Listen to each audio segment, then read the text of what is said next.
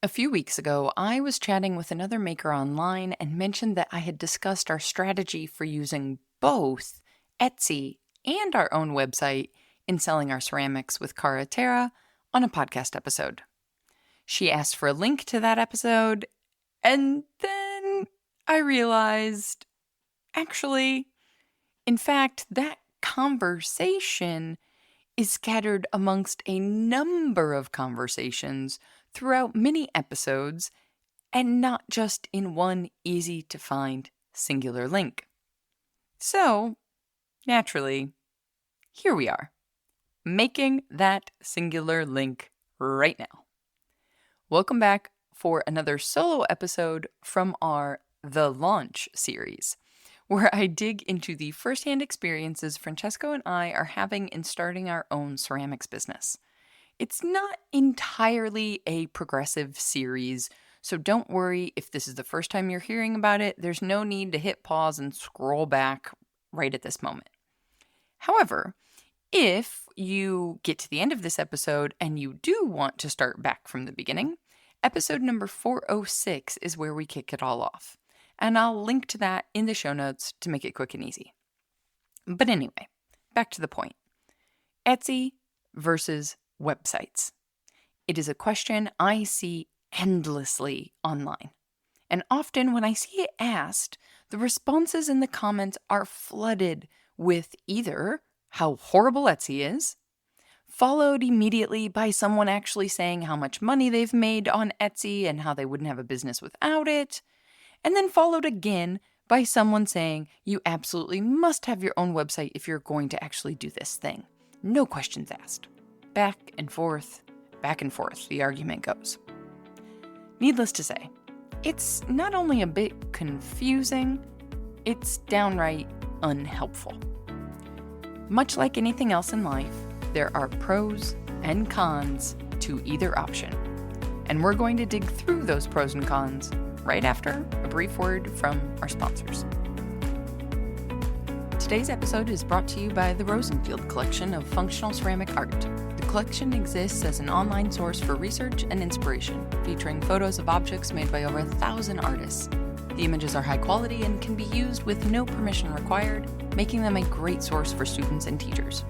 To find out more, visit www.rosenfieldcollection.com.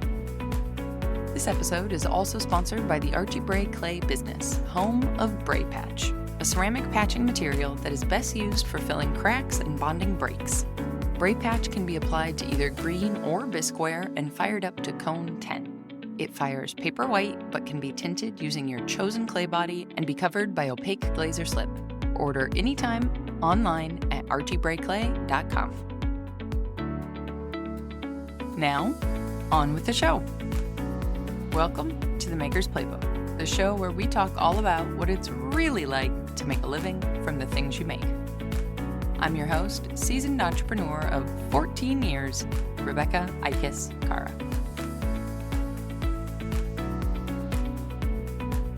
Okay, so Etsy versus your own website. A lot of people talk about this as a question that is either or. Either you choose Etsy or you choose your own website. But, spoiler, that's not what we're doing, and I don't think one is exclusive to the other. We use Etsy for the largest benefit Etsy can provide us: access to a very large audience of people that come onto their website on a daily basis.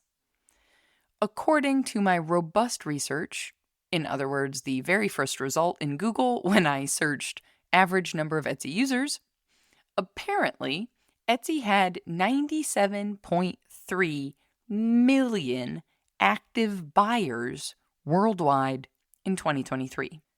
Meanwhile, our email list for Cara Terra specifically has almost 200 people.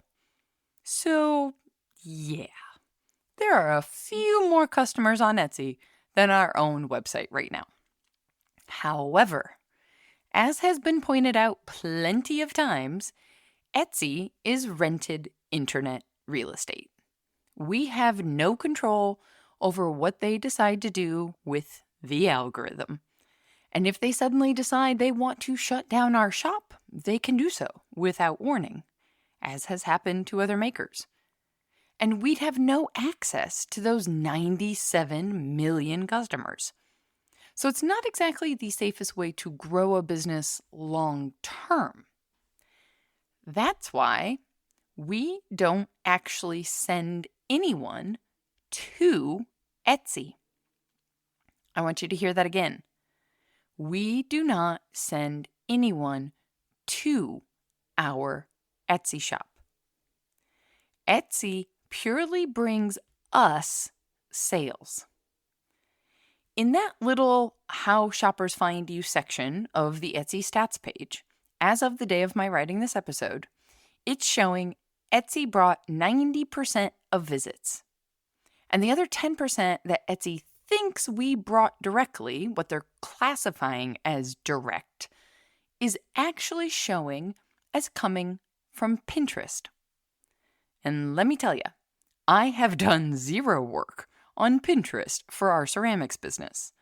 So that means someone who visited our shop saved a photo of one of our listings onto their Pinterest board, and now that pin is bringing people to our shop as well. So one more time, we are doing zero active work to bring people to our Etsy shop.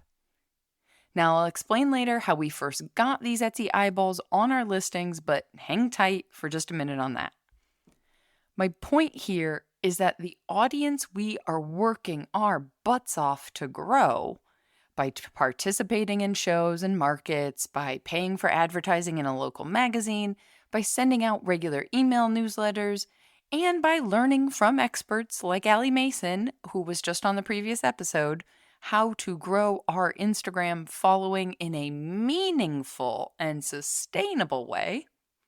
All of these best practices that you've heard me talk about here on the podcast so much, the only links that you will find in any of those places to send people to buy our ceramics are going to be links that send them to caraterra.com, our own website. If I'm doing the work to find and grow an audience of interested buyers, I'm not sending them to the rented real estate of Etsy, where they can easily forget why they even came to the site in the first place, get distracted by something else entirely, some object with a really silly pun on it that still makes us all laugh, and wind up buying something from another shop instead of my own. Or worse, completely forgetting our shop or our business name. Because here's the kicker. No one remembers our shop name on Etsy. They remember that they bought a mug that they love to use every day on Etsy. So they go back to, you guessed it, Etsy. They don't necessarily go back because of Caraterra. And frankly, our shop name isn't even our business name on there because of SEO and a bunch of other stuff. I'll explain that later.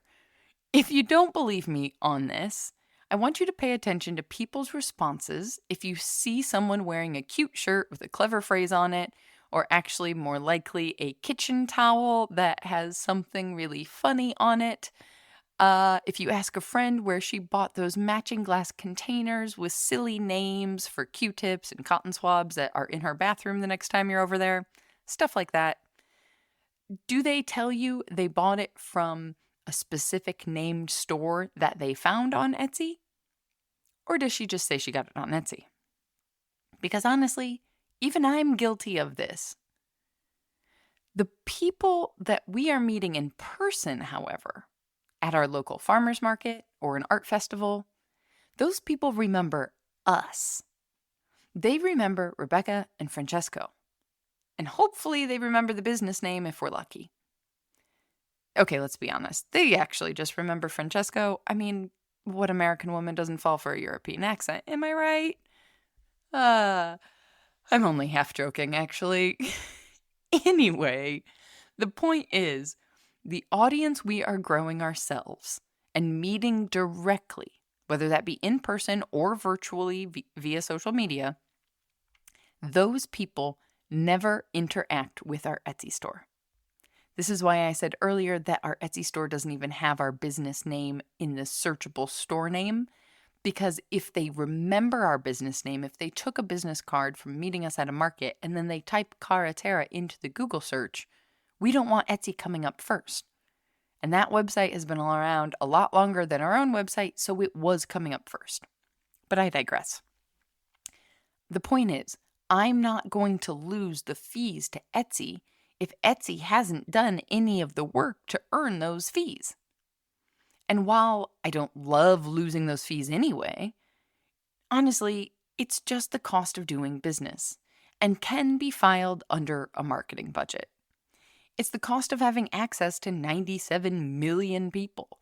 And given at this point we get almost one sale per day, roughly speaking on average, simply by having listings active that we've got ranking in their searches, well then those fees are a cost worth paying, because that's about as passive of an income as it gets when we are making a living from the things that we make. It's maybe not a sustainable living, it's not paying an entire salary, but it's still something, all right? Now, I feel like I have said the word Etsy for what feels like 97 million times, so let's dig into our own websites for a minute, shall we? I'm going to take a small detour just for a minute to simply say, please stop stressing over which website platform to use. Because once again, it's not a question of right or wrong, good or bad. There is not one platform that is going to guarantee you more success over the other. Frankly, the best platform for you to use is the one that you can get up online the fastest. It is the one that you hit publish on the fastest and start telling people that your website actually exists.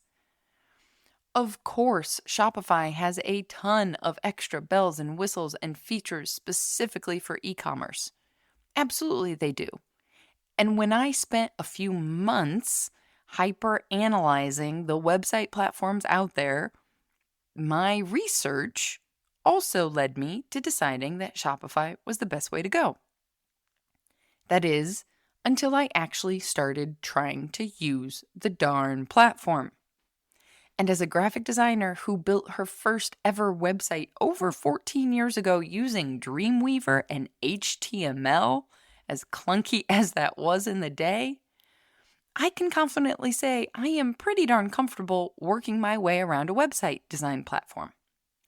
But holy heck did I hate Shopify.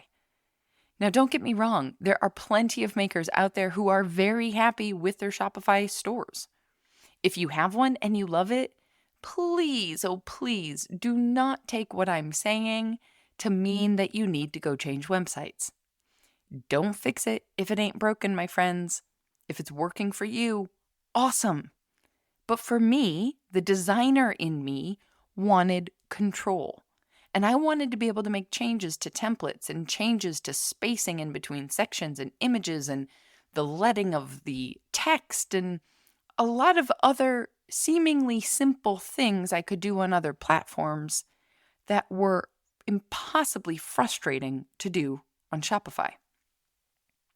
I mention this because if you also have been endlessly researching website platforms, debating about doing your own website or doing Etsy, and then choosing your own website and which platform to choose, and you think you should be using Shopify, but are so overwhelmed by the whole thing that months later you actually still haven't published your website, well, my friend, this is permission to jump ship. Pick a different hosting site. It is okay. Because while one platform, like Shopify, might have all of those bells and whistles of abandoned cart emails and automated follow-up sequences and heaps of other e-commerce best practices that I, yes, of course, agree with, are you really going to use all of those features when you're just getting started? I had to have this real talk with myself, frankly, Because I agree with all those best practices and those features and those bells and whistles. I know what makes them great. But if we've only got 10 people coming to our website on a good day, well, I don't really need all of them yet. When you're just getting started, what you need is to have a website that is published with maybe listings of your work, maybe an about page with a photo of your face. Yes, I said it. That's not a maybe. If you have an about page, please, oh please, for the love of all that is good in this world, have a photo of your face. And a contact page with an email address. You don't even have to have a fancy form on a contact page. Just type your email address in there. Frankly, just to get started, we could have the pots and the contact page. Heck, it could even be all on one page. Do not overcomplicate this. Websites are ever-changing things, and you can always update it. In fact, I promise you, you will always update it. First and foremost, what you need is an active link to put in that Instagram bio. And the faster you can do that, the faster you can start telling people it exists. The faster you start telling people it exists, the faster you start having your own audience and relying less and less on the fickle platforms like Etsy and Instagram. Right? Now, to answer the question I know you're all wondering because I mentioned website platforms, the platform we wound up using for Carretera was Wix, which frankly, I was shocked by. No diss to Wix, but back in the day, it was not exactly a legit platform. As it turns out, they have come a very long way. And most of all, it was easy to set up for me. At the time, I was still photographing weddings full-time, so I also was attracted to the fact that I could do everything we needed in one place. The website, the email marketing, in-person sales actually, and even invoicing for our custom restaurant orders. All done in the same platform. Now, that's not to say Wix is the only platform that does all of those out there. It's just the one I chose. Because on the flip side, the Maker's Playbook website and my photography website for Rebecca Marie Photography, both of those are actually built on Squarespace, which is also pretty quick and easy to get set up. Now, I don't love their pricing strategy for the email marketing component, so I didn't want to bother with it when setting up Carretera. There are plenty of other options out there. And while I know most of us ask these questions like, what platform should I use for my website? Because in our core, what we're really hoping for is a quick, straightforward option so that we don't have to put any more energy into it. Well, my friend, the actual answer that will actually serve you the best is almost always, it depends. You have to weigh the pros and cons for yourself. If you don't enjoy designing things the way I do, maybe you'll love using a Shopify template and hate the freedom Wix provides. If syncing up forms on a Squarespace site to an email provider like Google or MailChimp or Flowdesk sounds crazy overwhelming and way too technical, maybe you'll love Wix. I can't answer these things for you. And neither can that massive Facebook group who apparently will fight to the death to prove that their decision is the right one. In reality, it's all a matter of pros and cons. Now let's get a little pragmatic here. The issue of inventory. How in the world do you manage inventory if you're selling on multiple platforms? If you like this concept of selling on Etsy but also having your own website. Well, number one, to be frank, remember, Francesco and I make utilitarian, minimalist, functional wares. In other words, we really enjoy being production potters. There are very few one-off, one-of-a-kind pieces in our lineup. So we don't need to worry about a one-of-a-kind piece selling on Etsy at the same time that it might sell on our website because we don't typically have anything like that. And when we do have pieces like that, We mostly keep those for markets to sell in person rather than go through all of the work of creating a listing once for that one thing. If a mug sells on Etsy and our website and at a market all at the same time, we most likely have 3 of them. That being said, we also do not put everything on Etsy. Our website is the better place to purchase things, in part for a reason. We might test out new items on Etsy just to see the level of interest because the audience is so much bigger, and so we can gather a lot more data a lot faster. But at the same time, we also mostly keep 3 to 4 items on Etsy that have proven to be popular to their audience specifically, and leave it at that. Etsy's ideal audience is not the same as our ideal audience. We aren't putting up a $20 spoon rest onto Etsy when the shipping of that spoon rest is probably going to cost us at least $8, if not more, and that's before Etsy takes their fees. It just doesn't make any sense. Now, if we did make one-of-a-kind pieces, this exact strategy can still work by using one of the services out there to potentially sync inventory across platforms. There's a bunch of options out there, so this is where you maybe need to go Google and type in whatever website platform you use, plus Etsy, plus inventory syncing. Or frankly, skip Google and come join the community, because deep dives on options like this are exactly what that space is for. And just this past Monday, I saw a member post, literally, "Thank you so much for this info. You've saved me from having to research." But I digress. That being said, while you can post one-off items on Etsy and use an inventory syncer, getting the kind of traction that we have with our own listings right now, where Etsy is driving traffic to us, is going to be a lot harder. Because once that one singular item is sold, your listing disappears. So any work you put into getting that listing to rank in search, any keyword research you did, the title you've chosen that has a bunch of keywords in it, the description, the tags, all of these things that are there to help you get your listing ranking, well, you're going to have to start all over again every time you make a new listing for a one-off piece. So what I would suggest instead, if you do want to use Etsy for something like this, is having repeating shapes. Something like the same size mug or the same size vase over and over again, but maybe the shape is a little bit different, maybe the surface treatment is a little bit different, maybe the glaze is different, but the overall volume of the mug, for example, is still always 12 ounces. This way you can keep the listing active, but update the options. Change out the photos, link different options to the photos based on the color maybe, rather than creating different listings for every option.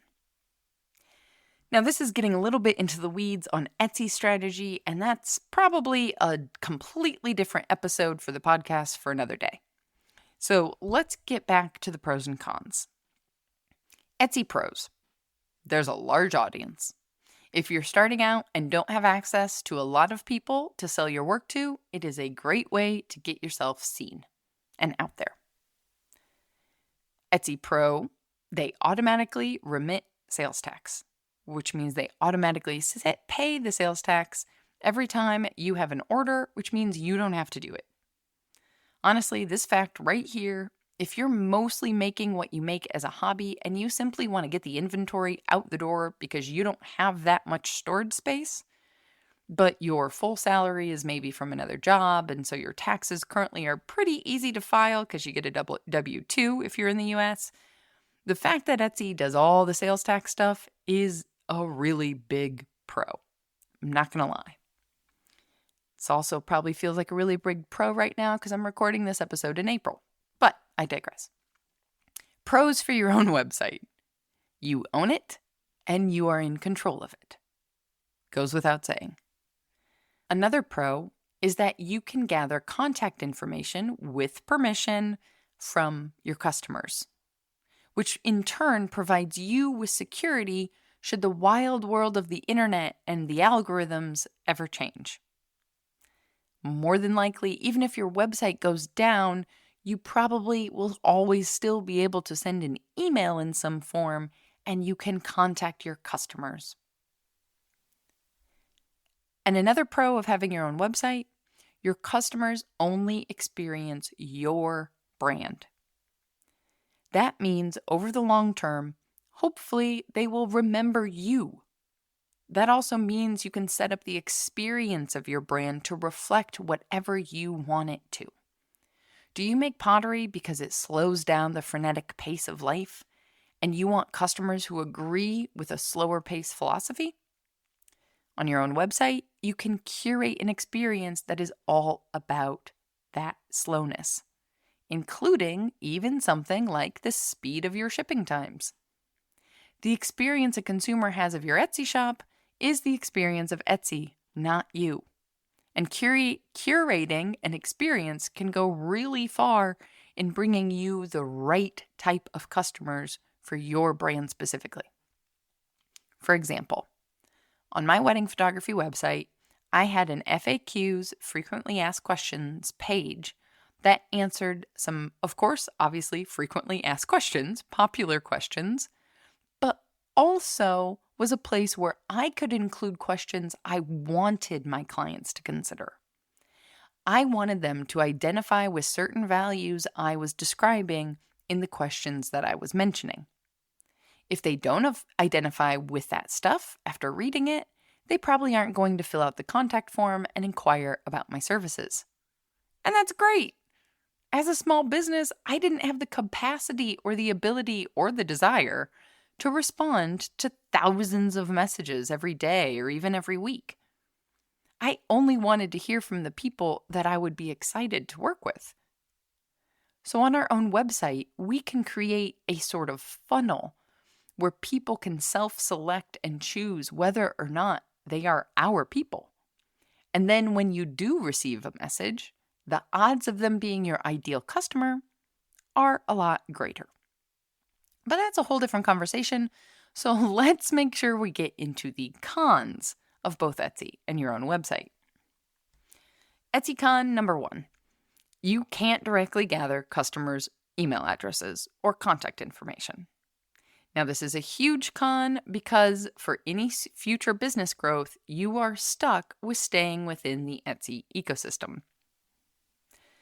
Another downside of Etsy is that to gain meaningful traction, you mostly have to play by their rules. Yes, this means things like including free shipping or keeping a star seller rating.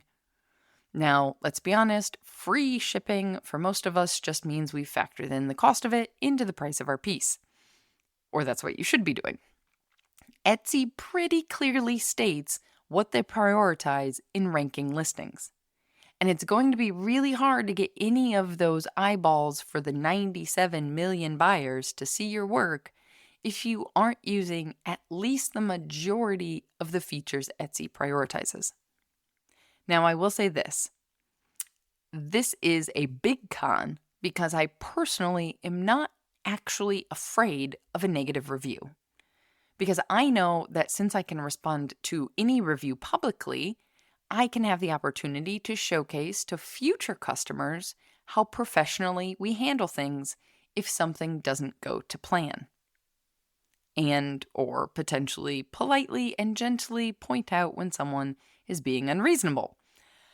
However, because of Etsy's darn algorithm, in order for us to keep the super ridiculous star seller listing or best seller in the delineation of a specific item, we have to keep the reviews and the ratings above a 4.8 out of 5. Now, once you have a meaningful number of reviews coming in every month, this is not as big of a deal. But if, like us, you maybe only get 5 reviews per month or 10, getting one bad one or one less than perfect one, well, it has an outsized effect. So it gives the occasional unhinged shopper way too much power, in my personal opinion. But that's a conversation to be had over perhaps a strong beverage another time. let's go on to the cons of using your own website. You own it and are in control. Now, you might be thinking, wait, hold on a second, Rebecca, you listed that as a pro. Yep, I did. It's also a con because it means that you have to do everything. You have to figure out any tech issues it might have. You have to figure out sales tax. Yeah, there's a lot of work to be done.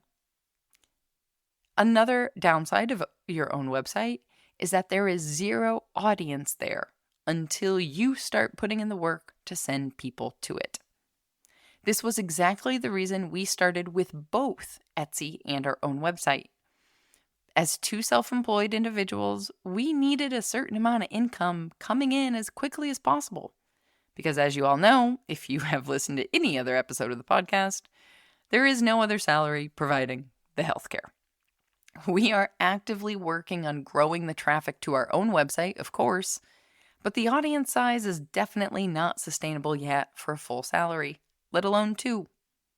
While not entirely filling the gap, Etsy currently provides a certain amount of stability, as we have been able to get listings ranking faster than we've been able to grow our own audience.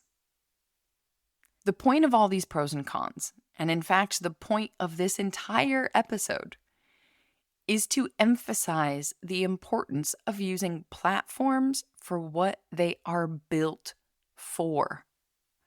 There's no changing the Etsy algorithm.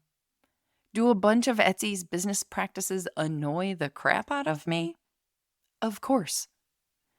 But now that they're a publicly traded company, do I expect that their shareholders are going to care? Absolutely not. I'm sorry, but I'm gonna give you all a bit of tough love. Every time I see an independent artist and maker take to the internet with their pitchforks and their torches, raging against yet another algorithm change to Etsy or Instagram or whatever other platform is out there, I can't help but think they've forgotten what the platform is for. Yes, over a decade ago, Etsy was a beautiful haven of actually handmade work, and a lot of people were able to grow their businesses through it. But at the end of the day, it was still rented property. And the tough love part of this is that it's a waste of energy getting nostalgic and being frustrated that things changed. Change, my maker friends, will always happen. And I know it's exhausting, but the tech companies will always choose whatever is in their best interest. And their best interest isn't necessarily always what we prefer or what feels the easiest for us. But that doesn't mean that you can't learn how it is that these platforms are built to work and make them work for you in a way that's sustainable for you. We have very clear policies and boundaries on Etsy. Frankly, before we had the policies written out in every listing, I was known to potentially find myself approaching a panic attack, literally, after receiving a customer message. It wasn't great. So I do highly recommend strict policies, because then you can always tell someone that you're making an exception for them and they'll feel better. But anyway, now, while we are still playing the game of Etsy, we are playing their game within our boundaries. Exactly the same way I do with Instagram. You have never seen me dance or lip sync on Instagram. I also don't even post every single day. I don't post reels all that often, with the exception of what we record on the podcast, because those are really easy to make. I have learned what the platform is built to do, and I'm using it to my advantage, but in my own manageable, sustainable way. And at the end of the day, it's all about weighing the pros and cons. It's not a question of good or bad, right or wrong, despite what those giant Facebook groups make it feel like. It is about deciding what is right for you at this moment in your life and in the life of your business. And I really hope that this discussion of pros and cons helps you make that decision for yourself. If you do find that you're still overwhelmed by all of it, you know where to find the deeper conversation with a group of kind, supportive, compassionate makers who, I can promise you, have never gotten into a heated argument in the comments section. I am talking about the community, of course, our virtual home for makers from all over the world trying to figure all this stuff out right along with you. These decisions aren't easy, and frankly, they require conversations that have the space and the time and maybe the expectation of nuance. And since the community is not part of any social media platform, it is exactly the place where we can all actually have nuanced conversations. Happening inside the community only next week on April 25th at 3 p.m. Central, but also recorded only for community members because 3 p.m. Central, while not 4 a.m. in Australia, is still pretty early morning. Anyway, to the point, happening next week is an Instagram masterclass specifically for makers and independent artists with the one and only database strategist, Allie Mason, who, if you missed last week's episode, she's the guest, so go back and listen to that episode right now. There are a ton of amazing gems in there to help understand what the heck Instagram as a platform is built to do. Now, the cost of this masterclass, and frankly, all of our quarterly masterclasses, is included with the price of our community membership. It's pretty awesome math, if I do say so myself. You can learn more about all of the membership perks by visiting makersplaybook.com/community. Once again, this episode was made possible in part thanks to our sponsors. Today's episode is brought to you by the Rosenfield collection of functional ceramic art. The collection exists as an online source for research and inspiration, featuring photos of objects made by over 1,000 artists. The images are high quality and can be used with no permission required, making them a great source for students and teachers. To find out more, visit www.rosenfieldcollection.com. This episode is also sponsored by the Archie Bray Clay Business, home of Bray Patch, a ceramic patching material that is best used for filling cracks and bonding breaks. Bray Patch can be applied to either green or bisque ware and fired up to cone 10. It fires paper white but can be tinted using your chosen clay body and be covered by opaque glaze or slip. Order anytime online at archiebrayclay.com. Audio post-production of this podcast is made possible by help from Christy Kotzfan, with promotional material assistance from Queenie Maliki. The Maker's Playbook podcast is recorded on the original homelands of the Potawatomi, Ho-Chunk, and Menominee people, where the people of Wisconsin's sovereign Anishinaabe, Ho-Chunk, Menominee, Oneida, and Mohican nations remain present. Until next time, my friends, go get back to making your dreams a reality. Because together, we've got this.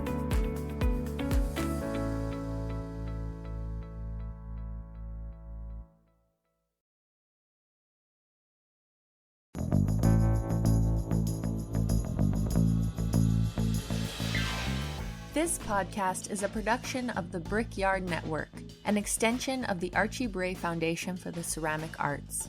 To find out more about our lineup of ceramic podcasts, visit brickyardnetwork.org.